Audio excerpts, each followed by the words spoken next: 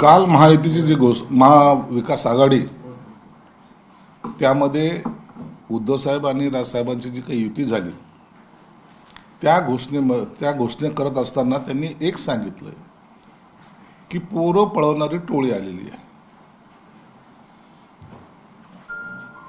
म्हणजे त्यांची पोरं पळवले जातील हे त्यांना आता भीती त्यांच्या मनामध्ये आहे. आणि संजय राऊत एकीकडे म्हणतात की शिवसेनेची पोरं पळवणार भाजप. 24 तासामध्ये यांच्यामध्ये एक वाक्यता सुद्धा नाही कोण कुणाशी पळवणार आहे. तुम्ही एकदा ठरवून घ्या काय बोलायचं. काल त्यांची युतीची घोषणा झाली. आजचं वातावरण काय? मनसेचे जी काही 19-20 वर्षापासून पदाधिकारी होती त्यांनी सर्वांनी पक्ष सोडला. माझ्या जिल्ह्यातला जिल्हा प्रमुख आमच्या पक्षात आला, सर्वांसमोर आला. त्याच्या डोळ्यावर कुठे पट्टी नव्हती, तोंडावर कुठे पट्टी नव्हती. म्हणजे पळवा पळवी याचा अर्थ त्यांना कोंडून नेणे किंवा दाखवणे असं तर काही घडलेलं नाही ना. भाजपकडे काही पदाधिकारी गेलेत, त्यांच्याही डोळ्यावर पट्टी नव्हती. म्हणून तुम्हाला जो काही विचार वाटतोय की आम्ही युती केल्यानंतर महाराष्ट्राचं राजकारण चेंज होणार, असं काहीच घडणार नाहीये आणि याची शक्यता सुद्धा नाहीये. एकीकडे म्हणायचं की महाराष्ट्राच्या हितासाठी आलेले आहेत, मुंबईच्या हितासाठी आलो, मराठी माणसाच्या हितासाठी आलो. आणि 30 वर्ष सत्ता होती तिथे. मुंबईमध्ये 30 वर्ष सत्ता कोणाची होती? काँग्रेसची होती, राष्ट्रवादीची होती. तुमची सत्ता, तुम्ही हाकणारे राज्यकर्ते. 2.5 वर्ष महाराष्ट्रावर सत्ता होती. मराठी माणूस कुठे गेला? का दिसत नव्हता तेव्हा? तो कुठेतरी बाहेर गावी गेला होता. आज तो काय मुंबईमध्ये त्याचा येतोय आणि आता तुम्ही त्याचं हित पाहतायत.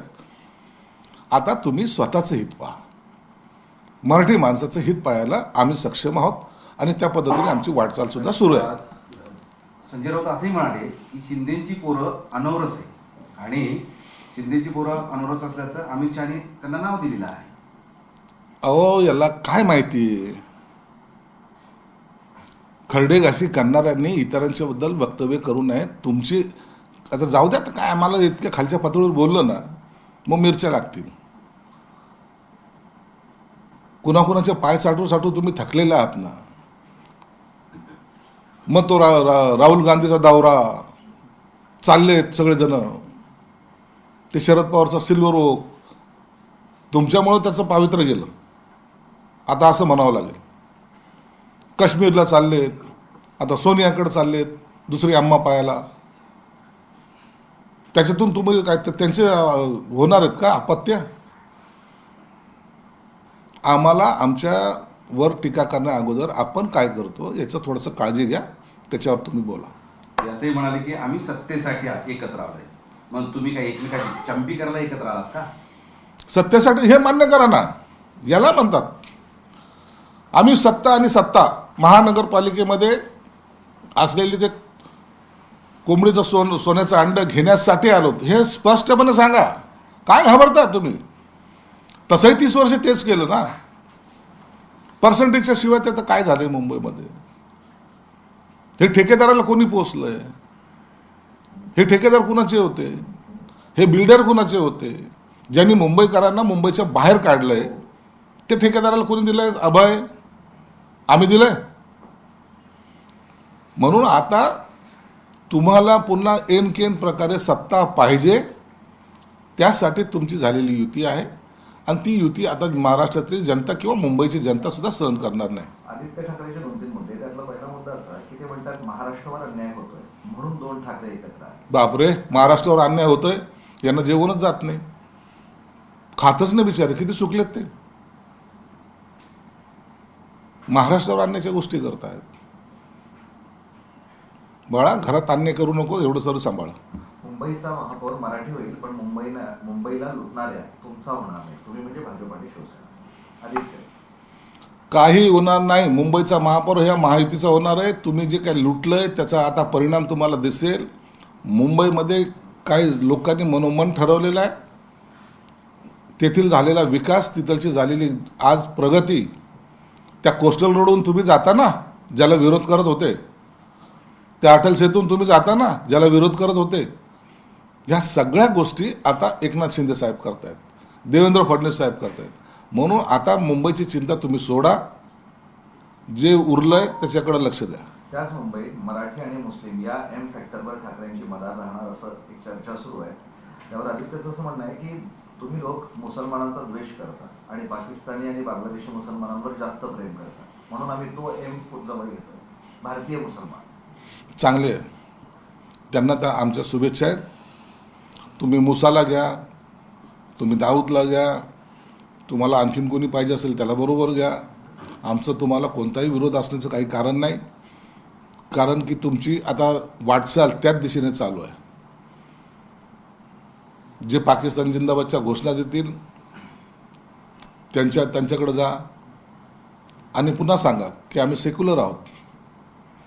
बाळासाहेबांनी जो काही पक्ष काढलाय त्यांची धोरणं ही अशाच पद्धतीची सेक्युलर होती आणि अशाच लोकांना त्यांनी घेण्यासाठी आग्रह केला होता, असं तुम्ही एकदा स्पष्ट करा. म्हणून आता तुम्हाला प्रत्येकाकडे जाऊन त्याचे पाय हे पकडावेच लागतील, नसता तुमचं असलेलं अस्तित्व संपेल ही भीती तुमच्या मनामध्ये आहे. म्हणून तुम्ही हे सर्व करताय. शरद पवार संजय राऊतांवर नाराज आहे. काय होतंय, या दोघांची युती झाली, त्यांना फक्त मुस्लिम सीट देत आहेत. शरद पवारांचा सवाल आहे, आम्ही राष्ट्रवादी मुस्लिम पक्ष नाही आहोत, आम्हाला ही जागा योग्य पाहिजे. हे ते शरद पवार संजय राऊत नाराज असून काही उपयोग नाही. हा संजय राऊत आहे, तो मालक बदलला का तो त्याच नवीन मालकाची सेवा करणार ना. आता शरद पवार त्याला तर मालकासारखे वाटत नसल्यामुळं त्यांनी दुसरा मालक बदललाय, त्या अँगलने तो बोलतो. आणि शरद पवारांना साहेबांना सुद्धा तो आता कमी लेखायला लागलेला आहे. ज्यांचे रोज उठून पाय धरायचा आज त्या सिल्वरकडे गेल्या 1.5-2 महिन्यामध्ये जाताना दिसलेलं नाही. तुम्ही 100 जागा मुंबईमध्ये मागितल्या आहेत अशी माहिती आहे. मात्र भाजपाकडून तुम्हाला 70च जागा देण्यात येतात, त्यापेक्षा अधिक जागा देण्यात भाजपाचा नकार असल्याचं बोललं जातं. मुंबई महानगरपालिकेच्या निवडणूक ही शिवसेना भाजपने अत्यंत गांभीर्याने घेतलेली आहे. त्या संदर्भामध्ये मुख्यमंत्री आणि उपमुख्यमंत्री यांच्या सतत बैठका होत आहेत आणि त्याचा योग्य तो निर्णय सुद्धा होतोय. काही जरी झालं तर त्या ठिकाणी युती होणार आणि महायुतीचा भगवा फडकणार.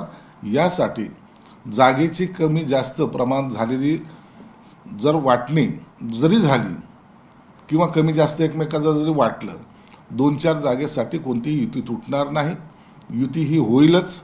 ज्यांच्या मनामध्ये आहे की यांची युती होऊ नये त्यांना याचा फटका बसेल आणि आमची महायुती जिंकेल. तुम्हाला जागा देऊ इच्छित होते, सन्मानजनक जागा मिळतील. 100% सन्मानजनक जागा मिळणार आहेत. त्या दोघांना वरिष्ठ नेत्यांना माहिती आहे की आपल्याला युतीमध्येच लढायचं आहे आणि या लढल्यामुळेच आपली सत्ता येणार आहे याची जाणीव असल्यामुळं तिथं सन्मानजनक जागाही मिळतील आणि युती अत्यंत जोमाने काम सुद्धा करेल.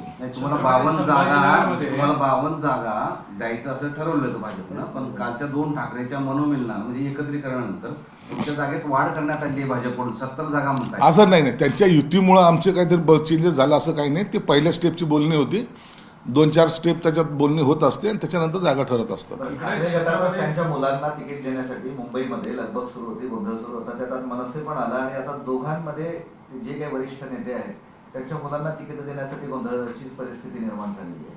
म्हणजे ते फर्स्ट, कार्यकर्ते नेक्स्ट. नाही, तर त्यांच्याकडे पद्धतच तशी आहे ना. सत्ता कुणाला पाहिजे, महाराष्ट्राचा मुख्यमंत्री कुणाला व्हायचंय, विरोधी पक्षनेते कुणाला व्हायचंय, सगळं त्यांनाच व्हायचंय. कार्यकर्त्यांनी फक्त सतरंजे उचलायचे आहेत. एखाद्या कार्यकर्त्याला तिकीट द्या ना, काय फरक पडतो. नातेवाईकाला घेतात, प्रत्येक पक्षावाला देतात. असं नाही, मी माझा काही असा दावा नाही आहे.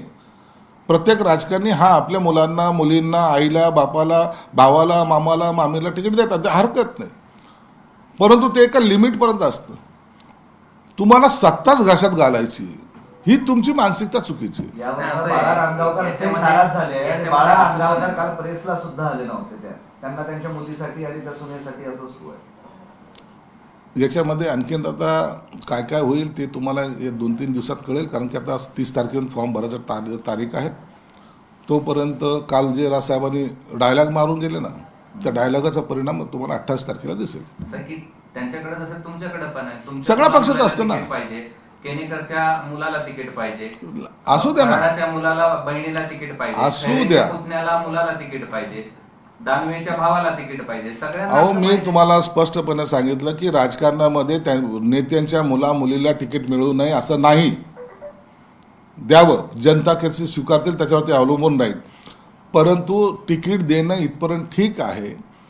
सत्ताच माझ्या खिशात असणं किंवा मलाच पाहिजे हे म्हणणं चुकीचं आहे. सर की महापौर थोडा दुसऱ्याचा होणार आहे संभाजीनगरमध्ये, नेत्यांचाच मुलगा महापौर होईल, खरा कार्यकर्ता होईल. जर आरक्षण मग काय झालं, काय फरक पडतो का? तुम्हाला काय ठाकरेचाच मुलगा पाहिजे का? नाही, ठाकरेचा नाही, दोन्ही ठाकरेच सारखेच मुख्यमंत्री आहेत. पाहिजे का? आमचं म्हणणं हे सगळेच सारखे आहेत. एकनाथ शिंदे नाही पाहिजे?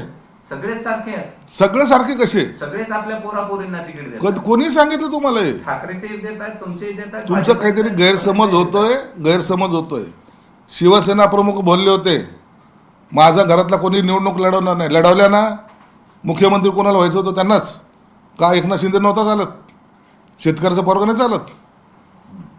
आणि त्याच्या मुलाने कर्तृत्व असेल ना, माणूस कुठेही जाऊ शकतो. श्रीकांत शिंदेने देशाचं नेतृत्व जगात केलंय. कधीतरी असं पहा, सर्वसामान्याच्या मुलाला जर तुम्ही संधी दिली तर तो माणूस सुद्धा आपल्या कर्तृत्वाने पुढे जाऊ शकतो. हे तुम्ही मान्य करायला पाहिजे. संभाजीनगरमध्ये काय दुसरा एक युतीचं असा चित्र मुद्दा आहे? आहे, छत्रपती संभाजीनगर महापालिकेमध्ये भाजपकडून तुम्हाला असं काही प्रस्ताव येणं सुरू आहे का की तुम्ही वेगळे लढा आम्ही वेगळे लढतो आणि नंतर काय चित्र काय आहे महायुतीचं हे संभाजी? बघा, संभाजीनगर महानगरपालिकेसंदर्भामध्ये मी स्वतः परवा आणि कालही मुख्यमंत्री आणि उपमुख्यमंत्री साहेबांना भेटलो. त्यांना इथलची परिस्थिती सांगितली, या परिस्थितीची जाणीव करून दिलेली आहे आणि त्यांनी सुद्धा आम्हाला आदेश दिलेले आहेत की आपण सर्वांनी मिळून युती करूनच ही निवडणूक लढली पाहिजे. त्या संदर्भामध्ये कदाचित आज संध्याकाळपर्यंत भाजपची आणि आमची निश्चित बोलणी होईल आणि त्यातून युती व्हावी या दृष्टिकोनातून आम्ही दोन्ही पक्ष पावलं टाकू असा मला विश्वास आहे. हा पर्याय दिलता का भाजपने तुम्हाला की तुम्ही वेगळे लढा आम्ही वेगळे लढू? नाही, असा कोणताही पर्याय दिलेला नाही. ना आम्ही त्यांना दिला नाही, त्यांनी आम्हाला दिला नाही. अजित पवारांनी त्यांच्याच मंत्र्यांवर नाराजी व्यक्त केली आहे. आम्ही सगळं करतोय त्यांच्यासाठी, मात्र आपल्याला निवडणुकीत यश का मिळत नाही असं ते त्यांच्याच मंत्र्यांना सुनावता येतं. म्हणजे त्यांच्यातच झुंपली आहे. कुणाची? अजित पवार त्यांच्या अंतर्गत बैठकीत ते म्हणाले मंत्र्यांना. आता अजित पवारच्या पक्षामध्ये नेमकं काय घडतंय ते त्यांना माहिती जास्त. परंतु बहुतेक ठिकाणी अजित पवारचे मंत्री गेले नाहीत असा नाराजीचा सूर सुद्धा काही ठिकाणी उमटलेला आहे आणि त्याची दखल अजितदादांनी स्वतः घेतलेली आहे. सर एक मिनिट थांबा ना. ते काल मुंबईमध्ये पोस्टर लावलेले आहेत. त्याच्यावर असं म्हणणं आहे संदीप देशपांडे म्हणजे मनसेचं की तुम्हा लोकांना आम्ही एकत्र आल्यामुळे उत्तर भारतीय विरुद्ध मराठी असा वाद लावायचा आहे, त्यासाठी तुमची पोस्टरबाजी सुरू आहे, तुम्ही आणि भाजपची. नाही, असं काही होत नसतं. मुंबईमध्ये उत्तर भारतीय मराठी माणूस, पाकिस्तानी माणूस, आता हे सगळे जे काही नवीन नवीन प्रकार आहेत ते समोर येतील. पण तो असा कोणताही हेतू नसतो. मुंबई ही सर्वांचीच आहे. मुंबईमध्ये प्रत्येक राहणारा माणूस जो अनेक वर्षापासून आहे त्याचा अधिकार निश्चित मुंबईवर आहे. म्हणून पोस्टर लावल्याने, बॅनर लावल्याने काही मतामध्ये परिवर्तन होतं असं मानणारे आम्ही नाही. ठीक आहे. सर कोणाला सर राज ठाकरे ने कल कहा है कि मुंबई में जो है अगवा करने वाले की टोली सक्रिय है, साथ ही 2 नवी टोली आई है, इसके बारे में आप क्या कहेंगे? देखो, राज ठाकरे ने कल वो जो बयानबाजी की है मुझे उसका आश्चर्य लगता है. मतलब खुद के बच्चे आप संभाल नहीं सकते, महाराष्ट्र संभालने के लिए निकले हो, मुंबई महानगर पालिका संभालने के लिए निकले हो, वहां राज करने के लिए निकले हो. ये कैसा हो सकता है? बच्चे भी नहीं संभाल पाते आप. बच्चे बड़े हो चुके हैं. आज वो तुम्हारे जो नीतियाँ है, तुम्हारे जो बातें हैं वो उनको पसंद नहीं है, इसलिए वो घर छोड़ के जा रहे हैं, ना कि भाग के जा रहे हैं. वो घर छोड़ के दूसरे घर अलग से अपना घर में एंट्री कर रहे हैं. सर मुंबई में जो है पोस्टर वॉर शुरू हो चुका है. मनसे के एक नेता है संदीप देशपांडे, उन्होंने एक पोस्ट किया है कि मराठी का अपमान करोगे तो बटेंगे नहीं पीटोगे. इसके ऊपर आप क्या? कोई मराठी का अपमान करता नहीं, किसी को मराठी का अपमान करने की जरूरत नहीं. मराठी आदमी आज महायुति के साथ है और उनका अपमान कोई सहेगा भी नहीं.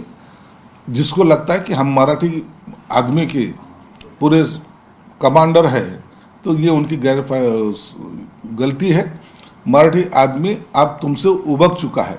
अब वो चाहता है कि अच्छा मुंबई का डेवलपमेंट हो, अच्छी से मुंबई रन हो, पैसे परसेंटेज खाने वालों से अब मुक्ति मिले, इसलिए वो महायुति के साथ रहना चाहते हैं। एबीपी माझा, उघडा डोळे बघा नीट।